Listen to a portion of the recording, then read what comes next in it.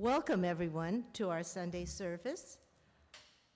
We are lucky to have Reverend Gibbs here, and Kathy Kumagai, who is our organist, and Alan Goto, who is doing your YouTube recording.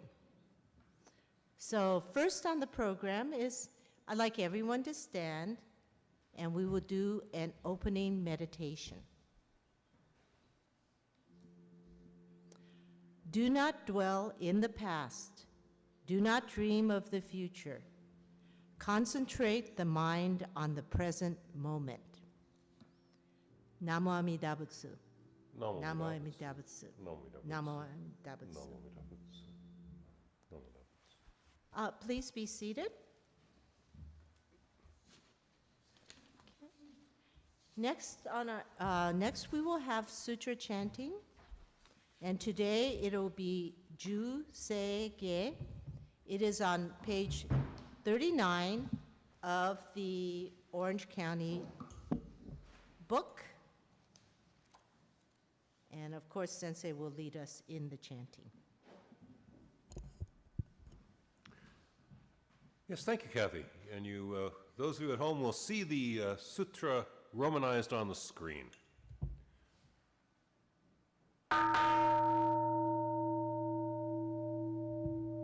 Busetsu Daimuryo Jukyo Sei Ge Kagoncho Thegan Kishimu Jodo Shigan Hu Mandoku Tehodyo Shogak Gao Muryoko Uindai Seishu Utai Sho Bingu Tehodyo Shogaku Kashijo Butndo Myosho Tyo Jippo Kukyo Mi Shomon Tehodyo Shogaku Ryokujin Shonen Joeshu Bongyo Shigumu Jodo Isho Tennen-shi Jinnariki and Daiko Kushomu Taido Shoujo San Kumyo Kosai Shu Yakunan Kaiichi Eigen Neshi Kon Moan Sokusho Akudo Sudaten Shumon Kosojo Mandoku Iola Jippo Nichigaten Shujuki Tenko Onhugen Ishu Kai Hodo Koseku Dokuho Jo Dai Shuchu Seppo Shishiku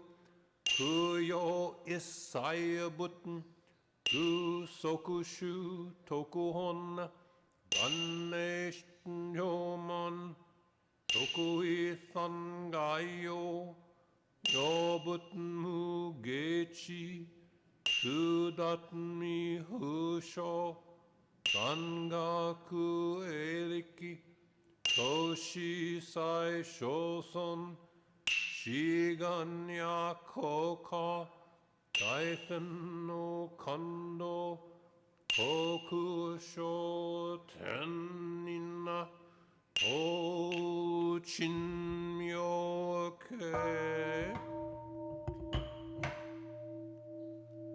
Namanabu Namanabu Namanabu Namanabu Namanabu Namanabu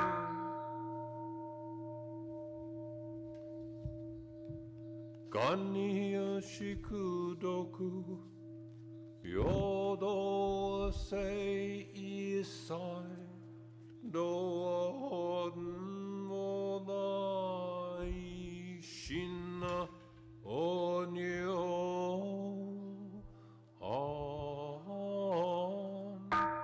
An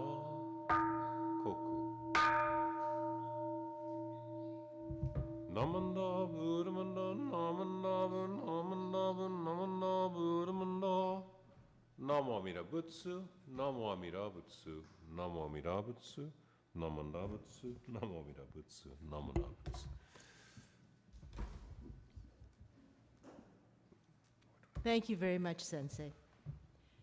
Next, if everyone can rise for the Gatha.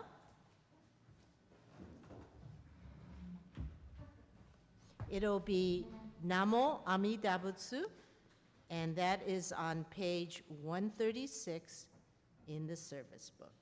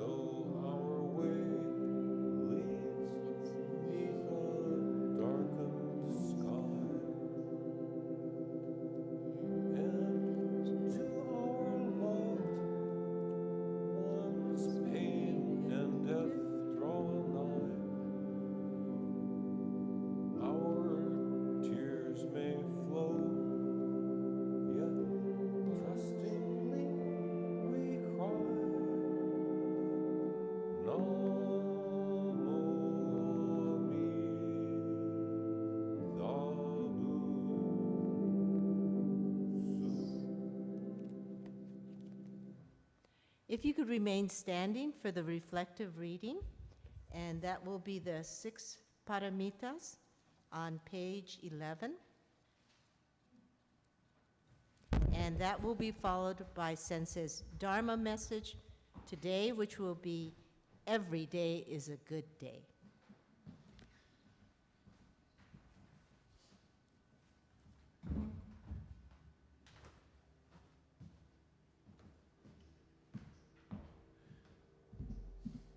I'll come down here for this, and I'll ask you to join me again, page 11, the 6 Paramitas, the 6 perfections of Buddhist living. Dana, giving. May I be generous and helpful. Shila, guidance. May I be guided by the Buddhist precepts. Kshanti, tolerance. May I regard the mistakes of others with sympathy. Virya, perseverance. May I do my best in all things. Dhyana, meditation. May I reflect deeply on my life through the Buddhist teachings. Prajna, insight. May I understand the meaning of Namu Amida Butsu. Thank you very much. Please be seated.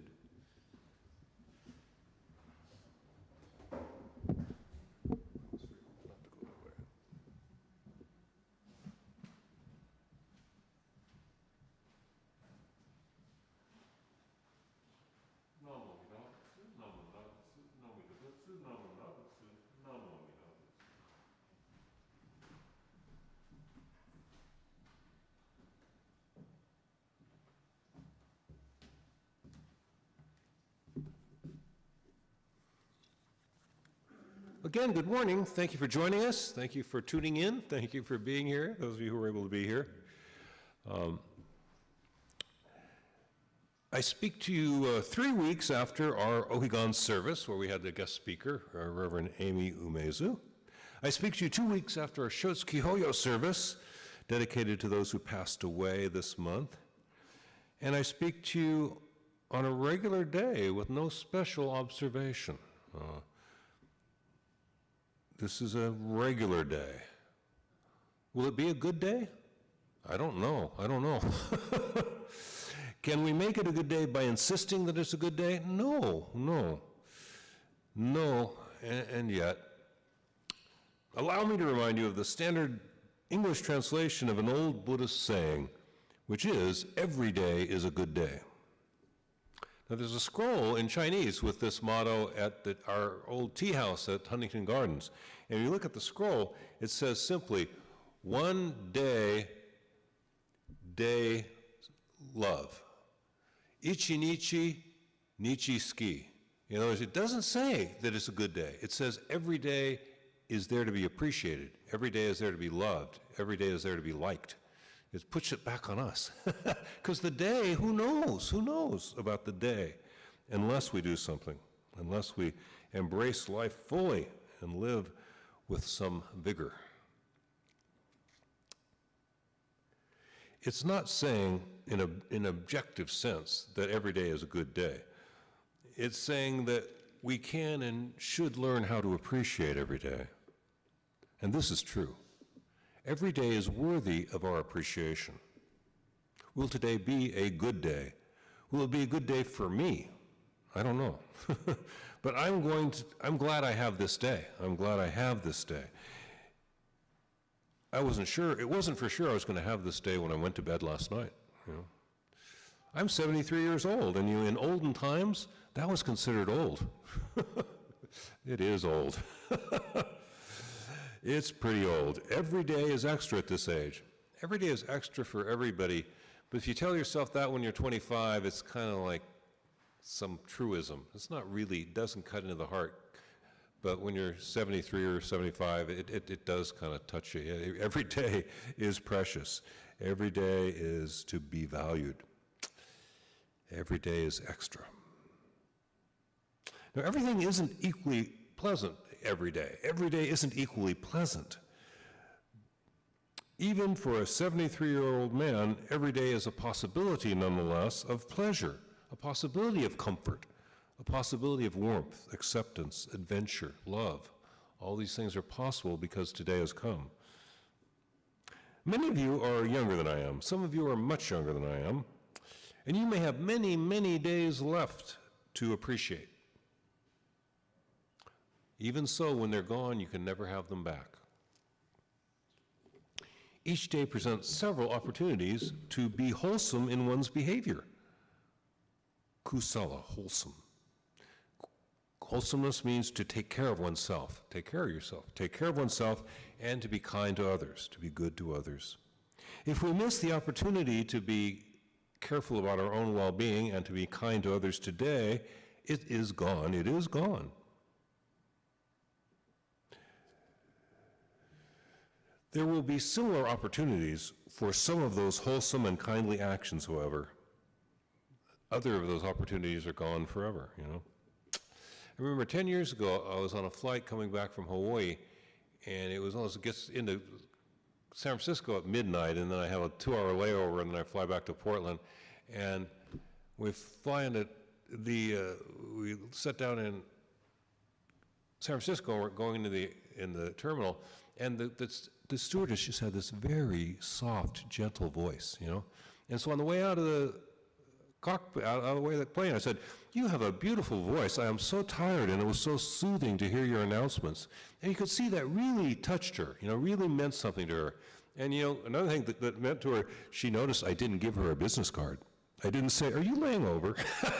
I said, "You have a beautiful voice. I was so tired and it was so soothing when you made those announcements," and I walked out of the plane. So she knew right away, this isn't some guy running down some number on me. He was just soothed by my voice, and it touched her. That's part of her job, is to make those announcements. I'm telling her, you're doing a good job. You did that well. If I hadn't taken that opportunity, that moment, I have like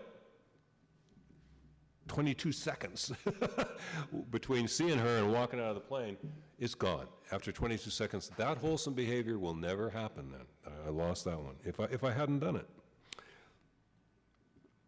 On the other hand, we wake up each day with the opportunity to eat more healthily and to have a valuable exercise program. For many of us, it would be a good idea to eat more sparingly. But if you miss the opportunity today to live more healthily, to eat more cautiously, that opportunity will come again tomorrow. We joke about this, but for taking care of oneself, if you blew it today, you can do something tomorrow. You really can. I was thin for 35 years, and then I was overweight for 30 years. And then one day, I just started eating less. We had gone on vacation, 2015, and I had sitting in the car, going to restaurants. We came back, and I weighed 218.6 pounds. I go, that is ridiculous. So I just started eating less, and it was rather easy for me to lose 40 pounds, and then a couple years later, I lost another 10 or 12 pounds. And it's just realizing that I needed to eat less. You can do it. You can change that. If you don't do it today, you can do it tomorrow, you know. And I just stopped eating too much, you know, and at 67, I stopped eating too much, and it was soon enough. It was soon enough. There's no indication that I have any health trouble that is a result of carrying that extra weight those years. I lost it in time, I also started a more active exercise program about 10 years ago. And in truth, 63 was pretty late for that, you know. And so I'm sure the resistance training has done me some good. I feel better, but, you know, you reach a point in time when you have to scale back. So, you know, I have this little machine called an Exergenie that was developed by NASA for the space program, combination of isotonic, isometric. I love the little thing. But I got this thing 10 years ago, and I start off at 2 ounces of resistance. What that means, I don't know, but 2 on the setting, 2. And then 6 months later, it's 3. And then 2 months later, it's 4. And then a year later, it's 5. And then 2 years later, it's 4. And another year later, it's 3. And I'm down to 2 now. And I'm probably gonna stay there for a long time. I had to scale back, you know, and that's just the truth of it, you know.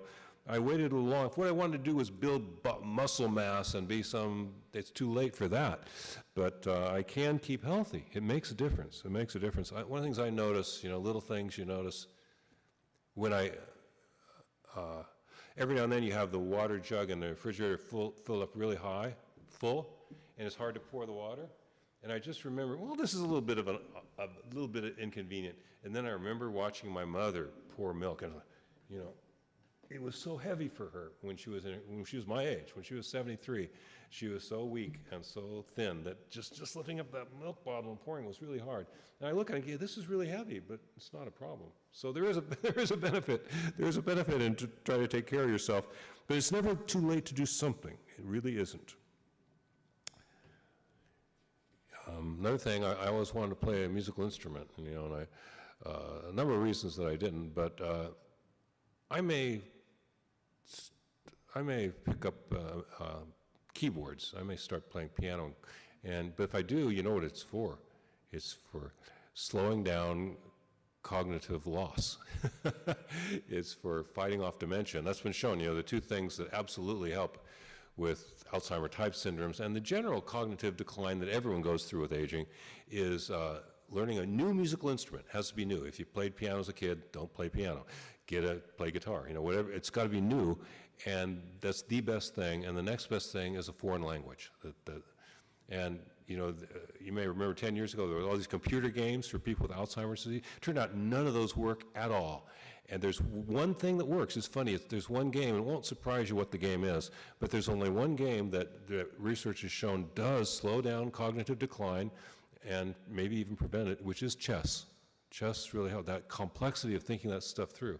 But on the other hand, I always tell you this, you've all heard this, but I was amused at first, but it makes sense when I read this. Another thing that really helps to prevent cognitive decline is to follow soap operas. His cousin used to date the girl who lives across from who? You know, all those little details it really helps. So, you know, we do what we can do, but you know, yeah, I can still play piano, but you know what? Here I am at the age of 73. If I had some genius talent that hasn't been tapped yet, and I were to practice, I would still never be the first violin in any orchestra anywhere on earth. If you're a genius, it takes 15 years of hard practice to get there, at least, you know. So I'd be 88 years old, and I think my eye-hand coordination might be down a little by then. I might have a little trouble keeping the right pressure on the strings. It's too late. If I wanted to be lead violin or a lead guitar in a rock band, oh, we got this new 85-year-old Rock band, yeah, great. Put them in the lounge for free. So some things you can let slip by, but it's never too late to do something wholesome about your health and about your relationship with others. It's never too late for that. Jodo Shinshu Buddhism, as you know, draws from Indian, Chinese, Korean, and Japanese cultures. It is currently being influenced by American culture. And our North American insight to the importance of the individual is being drawn into Buddhism and is cross-pollinating it, is reinvigorating it in certain ways. So we are ourselves here 100 years in starting to change the Dharma a little bit, but everyone sees the same thing when they look at China, Korea, and Japan. It takes just about half a millennia, just about 500 years before we can say, oh, this is Korean Buddhism, this is Japanese Buddhism. The first 300 years, Chinese Buddhism looked like Indian Buddhism or Central Asian Buddhism that we need to know more about, but thanks to Genghis Khan, we don't. But we can see the Indian influence on Chinese Buddhism. It becomes very Chinese, and you can look at how Korean Buddhism gradually develops its own flavor.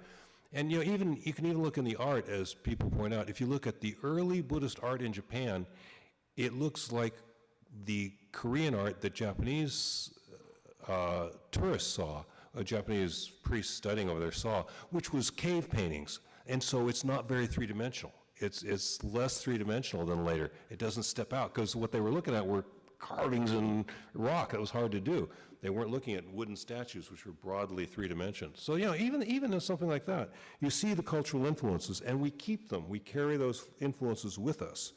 So there's been all this influence, India, China, Korea, but this morning I want to emphasize two colloquial Japanese phrases, which are ichigo ichie and wabi-sabi.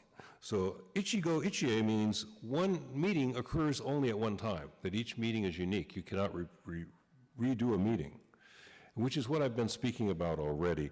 Wabi-sabi, I'll speak with you more about it another time, but wabi-sabi is the sensibility that things are weathered, irreparably frayed. This can highlight their preciousness and even their beauty and importance. So, again, ichigo ichie, that each occurrence only occurs once and cannot be repeated. Each meeting is unique. Each moment is unique. Each day is unique. That doesn't have to be a sad thing. For example, I will never be able to re-experience the moments in which my sons were born, right? But I can remember those moments, and I do remember those moments, And remembering those moments that are 18 years ago, 24 years ago, that brings me warmth in this moment. We are supposed to do that. Thinking about the past isn't prohibited in Buddhism. You don't want to live in the past. To think about it, to enrich the present is important. To plan for the future is important. It enriches the present. You just don't want to live in the past. We can waste our time recollecting the past and daydreaming about the future if that's almost all we do. Remembering that the past is there and we have had it, remembering the past is always a good thing to do with some of our time, some of it. And even daydreaming almost endlessly about the future could be part of the process of creating a better future, if we realize we must plan and not just think about it. But the moments we live in are precious to us. And they're more precious to us when we realize that they can never return again. Ichigo ichie. We will never have this morning again. We will never have yesterday again. When we pause, when we can, from time to time, to take it in, to appreciate the present, it becomes richer and more rewarding. It becomes a richer and more rewarding way of living when we can stop to take it in, that this moment is brief, that this day is just a day long, that this will be gone and never come back. And I'm going to tell you more about wabi-sabi in about a month, but wabi-sabi does not just mean we like old stuff. I'll talk to you about this again, but wabi-sabi means that regarding persons, places, objects, and events, Nothing is perfect. Nothing is finished. Nothing lasts. It is in the context of accepting that nothing is perfect, nothing is finished, and nothing lasts, that we can discover that every day deserves our appreciation. With all of its limitations, with all of its imperfections, even as it is ending, every day can be precious for us. Each day has value.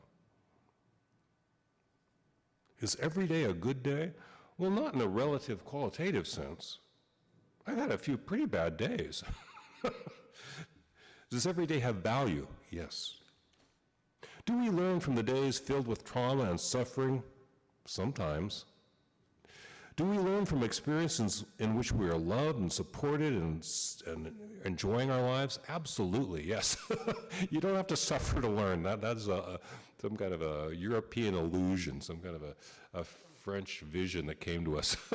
We got to cut that out of American culture. No, you don't have to suffer. You don't have to have traumas to learn and grow, but unfortunately we do have them, and we have to get through them. It's not true that every day is a good day qualitatively speaking in terms of what happens and how you feel about it. Some days are better for us than others. Even so, still and yet, every day is worthy of our appreciation. And every day presents opportunities for us to take the Dharma to heart. There are tens of thousands of Buddhist teachings, and they're all good teachings. We usually emphasize the Nembutsu teaching. If your heart did not yet open to the Nembutsu and to the vow that it embodies, if the promise of universal liberation for all does not seem engaging today, there's tomorrow. Was today a good day, but you missed it? There will be a fresh new day to appreciate tomorrow. There will be. As I always tell you, there's too much of an emphasis on momentariness sometimes in the Western take on Buddhism. You got a day, you got a week, I bet you got some years. And it's best to think in terms of a week maybe, or a couple, 3-day period. That's the real duration of our lives. It's not instantaneous. But if you let the whole day go by and it's nighttime and you didn't do what you wanted to do and needed to do for yourself and others, there will be a new day tomorrow, don't worry. Did you fail to appreciate the Nembutsu today? Learn to cherish it tomorrow. Learn to cherish the Nembutsu tomorrow. It's never too late to start all over again. To be honest, it can be too late to save your teeth.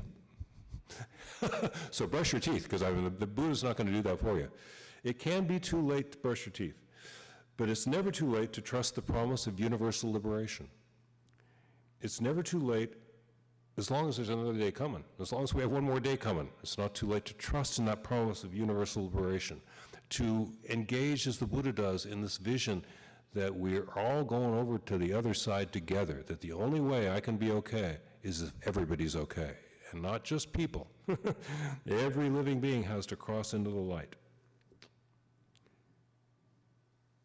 It's never too late to trust in the promise of universal liberation. Value the Dharma today. Today is a good day to hear and be touched by the Buddha Dharma. However, if you let the day slip by, there will be a new opportunity tomorrow. This is a valuable day. A valuable day in which you might trust in the Buddha's promise and live well. But tomorrow will be another valuable day to treasure. Another day to treasure and to hear the Buddha Dharma. Every day is a good day. Please join me in closing Gassho. We rely upon this source of limitless wisdom and endless life. Namu Amida Butsu, Namu Amida Butsu, Namu Amida Butsu, Namu Amida Butsu, Namu Amida Butsu, Namu Amida Butsu. Thank you very much. Thank you, Sensei, for a wonderful message. It's something we can carry on tomorrow, today, and again, we'll have as our last, if everyone could rise for our closing reflective reading.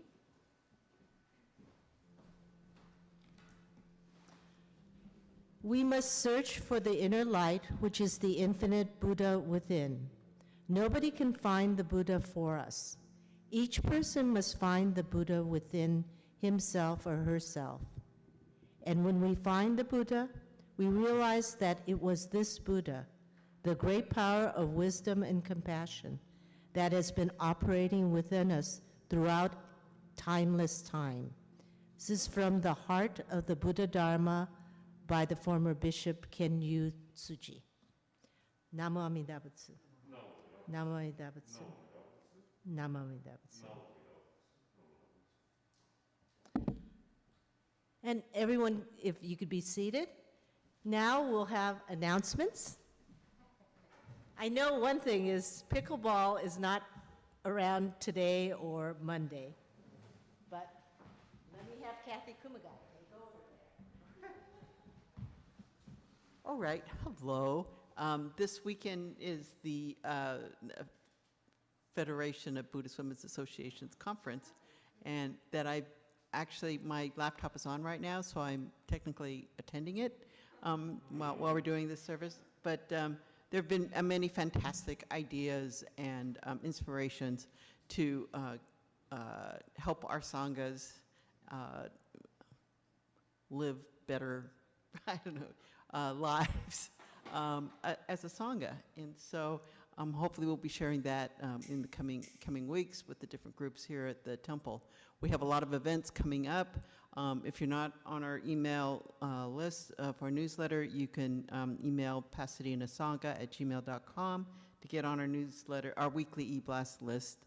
I think the next event coming up, Ren's going to explain to us, but we also have some fundraisers coming up in November, but more importantly, the service on October 30th, there will not be a live service here because it's going to be a commemorative service down at Gardena Buddhist Church for the 850th birthday of Shinran Shonin and the 800th birthday of the founding of Jodo Shinshu.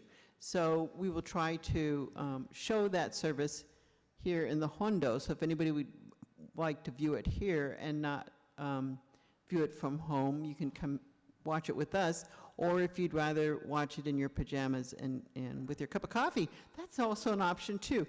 And there should be information on how to do that in this week's e-blast, and we'll try to get it up on the website also on how to do that. So thank you everybody for your support and for coming, and we'll see you next week.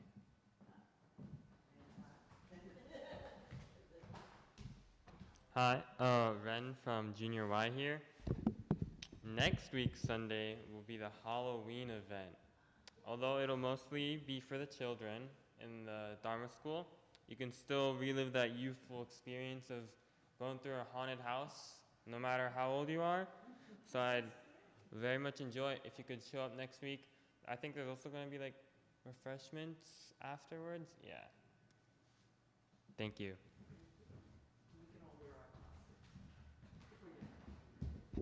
Thank you, Ren. That just sounds like a lot of fun. I think we all should be here. But again, thank you everyone for coming to the service. Again, thank you to Reverend Gibbs for sharing with us his wonderful Dharma message, and to Kathy Kumagai for being our organist, and to Alan Goto, who is sending out this service into our cyberspace. Thank you again, and have a safe journey home.